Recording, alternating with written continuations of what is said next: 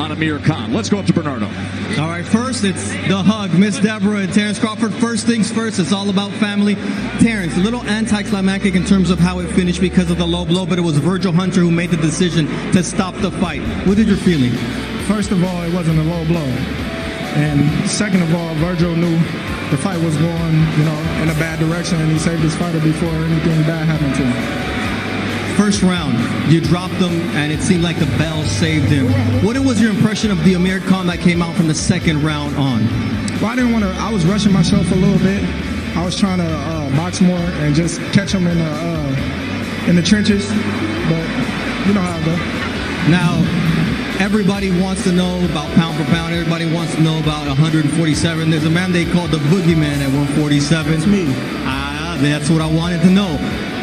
Talk to me about what you want next to prove who is the boogeyman at 47. Well, it's only one fight they talking about, and that's Spence. Whenever you're ready, I'm here.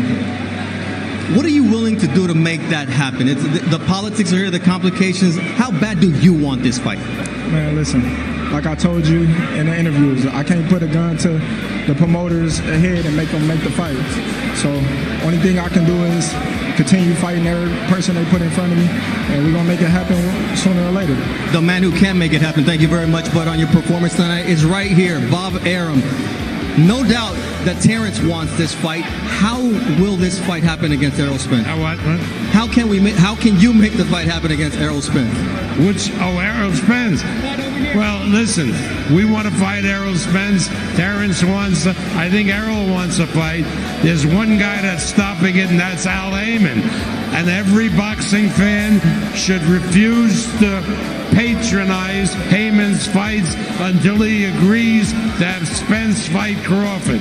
Now, we all know, Bob, that as a business, when the fight is big enough, you've worked with Don King, you've worked with De La Hoya, even Al Heyman. How do you make this happen? Not Al Heyman. He refuses to allow any of his fighters to get beat by a top-ranked fighter.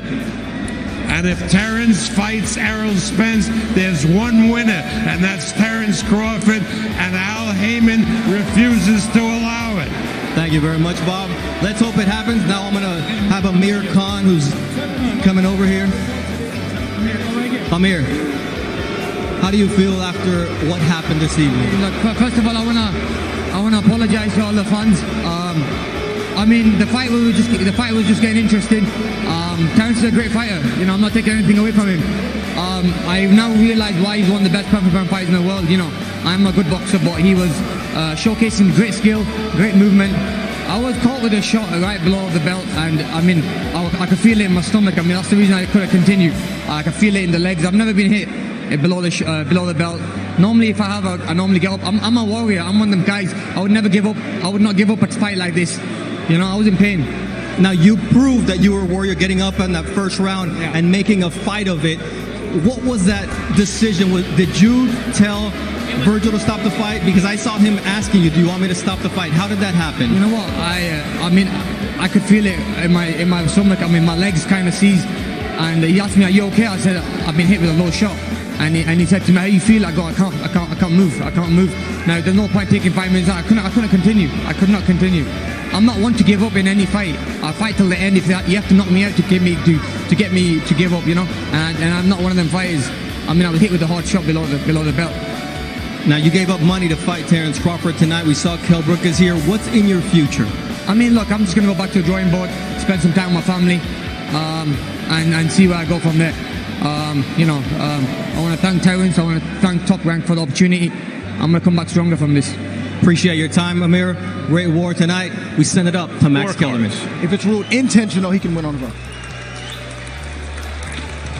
All right, Max Kellerman here with Andre Ward and Mark Kriegel. Guys, we see this in boxing. A guy gets hit low. You're supposed to have up to 5 minutes to continue, right? You can wait for up to 5 minutes at the referee's discretion. Clearly, that was a very low blow. The ref never seems to give the fighter a full 5 minutes. There's always enormous pressure to get the show on the road. It appeared to me that your guy, Virgil Hunter, thought, maybe we get a DQ out of this, and stops it. But if the blow is ruled unintentional and 5 minutes lapses and the fighter can't continue, then they go to the scorecards and Terence wins. So as long as they don't think it's intentional, It's academic. Terence is going to win the fight one way or another. Andre, why do you think Virgil stopped the fight? Listen, I don't know if he thought they were going to get a DQ or not. I'm assuming he knows the rules in New York City, but I'm glad the fight will stop. See, it's not just the concussive shots that get you like the Canelo Alvarez. It's the sub-concussive shots over and over again that can damage a fighter. And I called it a couple rounds before it actually happened. It just happened a different kind of way. Listen, first saw what was happening. Amir Khan was taking a lot of punishment. He's trying to save the kid so he can have a life with his family when all is said and done. Virgil Hunter standing by with Bernardo Osuna right now. Virgil, I looked over to the corner and you asked Amir repeatedly, do you want me to stop the fight? Do you want me to stop the fight? Walk me through that decision to finally stop the fight when it was obvious he was in a lot of pain. Sometimes you can continue and sometimes you can't continue. Depends on how the punch affected you in the testicles. So I thought it was the bone chip in the elbow that he's been dealing with at first, but he's indicated it was a low blow. So he said it just took the legs right from him. So what else can you do? your call or his call? I asked him if he could continue, and he said no. Okay. Now, Andre Ward, who knows you very well, knows your mindset, how you work in the corner, said a few rounds before you might be thinking about protecting Amir when he was taking punishment. Did that stopping the fight for what was going on in terms of the punches he was taking ever cross your mind? Well, to me, he was hanging in the fight. He took some punishment, but it would have been interesting to see how the fight was going. He started to land some punches himself, and he seemed to have picked up on Crawford's rhythm before it happened. Not saying that would have had any outcome on the fight, but I would have liked to see him not take that low blow that incapacitated him. Thank you very much for your time and your honesty with Virgil Hunter. Max, we'll send it back to you. So Terence Crawford said it wasn't a low blow, but the replay showed clearly it was very low. But Mark, it was the two-handed body attack in the previous round that Crawford was ripping that seemed to take the fight out of Amir. To me, Amir continued to fight, but I thought it was over in a round or two anyway. How did you see what just happened? Amir Khan says, with some justification, I've never been outboxed until tonight. He was outboxed, lefty, righty. It was really an extraordinary technical display. The only thing Terence lacked, I thought, was a little bit of patience early in the fight. Khan did not box poorly. He did not acquit himself badly. He was just outdone by a superior guy. The end was a sort of application of mercy. Look, Bernardo Osuna asked Terence in the ring and asked Bob Arum in the ring about Errol Spence. That's the fight everyone wants to see. There are other top welterweights, but our eyeballs all tell us the same thing. Those two guys are the most special guys. But until that fight gets made, we're going to be comparing Spence performances to Crawford performances in the welterweight division. And pound for pound, we're going to be comparing Crawford's performances to Lomachenko's performances. So, Mark, I see you champing at the bit. What do you got on Spence versus Crawford and Loma versus Crawford? Let's keep this just for the moment to the welterweights. And I'm not shilling here, okay? And Bob was in fine form. Here's my question. What was more impressive? Was it Spence against really a lightweight in Mikey Garcia, or this performance tonight? Against the top 10-ish welterweight. Correct. In Amir Khan. What do you got, Andre? Spence Crawford and also Crawford Loma for number one pound for pound. Listen, Crawford did what he was supposed to do against a guy like Amir Khan. That being said, of course I want to see Crawford and Spence. I don't understand why we can't see Crawford and Spence. Like, I've seen a lot of entities, I'll say that, almost brag as if, hey, you can't get this fight, ha ha.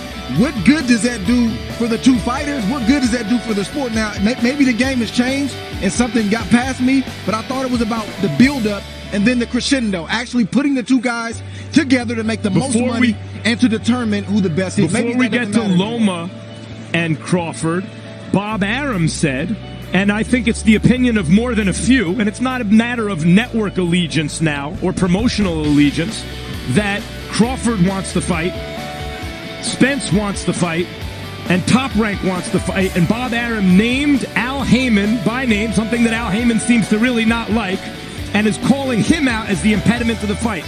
In your analysis, is that the case? I'm not on the inside. I don't know the inner workings and if that's true or not. But I do have a question. Why can't the fight get made? If Spence is saying that he wants it, which I believe he does, if Terence Crawford is saying that he wants it, now Bob Arum is openly saying that he wants it. Mark, why can't we have two it? points here. Spence, in point of fact, has more options and better options at the championship level. Let's be honest about that. We don't know what Al Heyman thinks because he's not present. He's not to be heard from. So that's a disadvantage. Look, Terence Crawford just brought 14,000 people out to Madison Square Garden, not Omaha, in New York City, to fight a British fighter. And there weren't a ton of Brits that traveled for this fight. There was not a Puerto Rican fighter with a big local following here, or a New York fighter otherwise. This was a guy from over the pond and a guy from Omaha.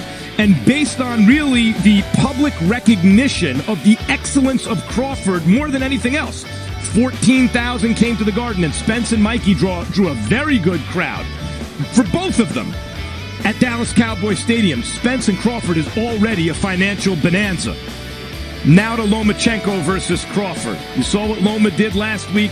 You saw what Crawford just did, an unsatisfying ending. Who's the best pound-for-pound fighter in the world? Nothing changes for me. I don't budge at all. Terence Crawford is still my number one, and he's going to remain my number one until further notice. Mark? I saw Crawford tested more tonight, which I suspected he would be, than we saw Lomachenko tested last week. In my mind, I haven't seen enough to unseat.